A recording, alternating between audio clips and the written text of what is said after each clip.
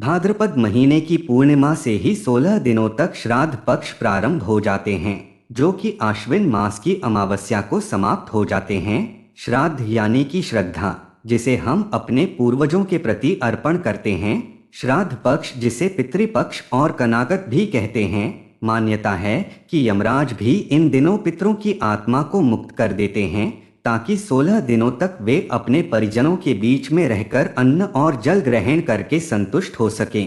इन दिनों पितरों के नाम से श्राद्ध और तर्पण आदि कार्य किए जाते हैं। पुराण के अनुसार मृत्यु के बाद पिंडदान करना आत्मा की मोक्ष प्राप्ति का सहज और सबसे सरल मार्ग है। श्राद्ध से प्रसन्न होकर पितर धर्म को चाहने वालों को धर्म, संतान को चाहने वालों को संतान, कल्याण चाहने वालों को कल्याण जैसे इच्छानुसार वरदान देते हैं।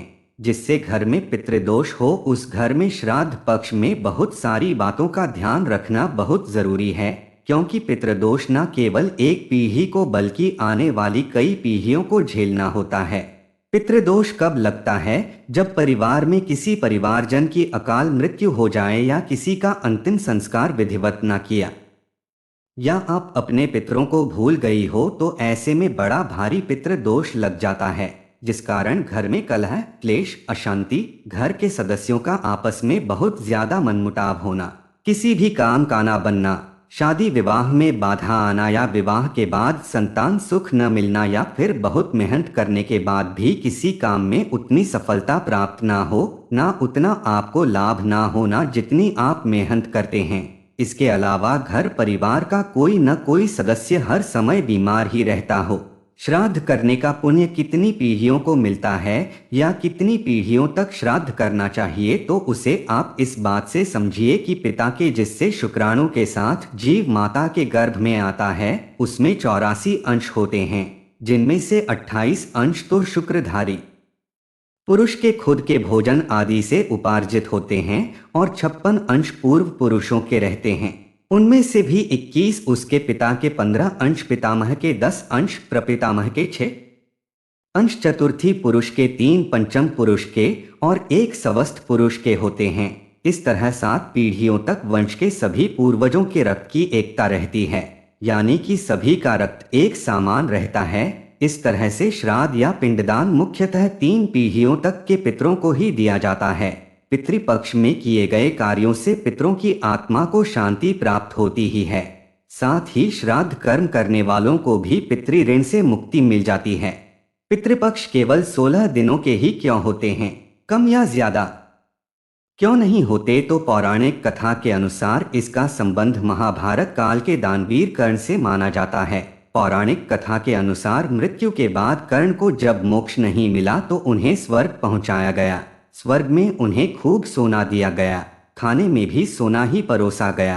कर्ण नहीं, जब देवराज इंद्र से इसका कारण पूछा, तो उन्होंने कहा कि हे कर्ण, आपने जीवन भर केवल सोने का ही दान किया, पितरों की शांति के लिए कभी कोई अन्य चीज दान ही नहीं की, इसलिए आपको यहाँ पर सोना ही दान में दिया जा रहा है। दानवीर कर्ण के उपाय पूछने पर देवराज ने कहा कि जब तक आप पितरों का कर्ज नहीं चुका लेते, तब तक आपको मुक्ति नहीं मिल सकती।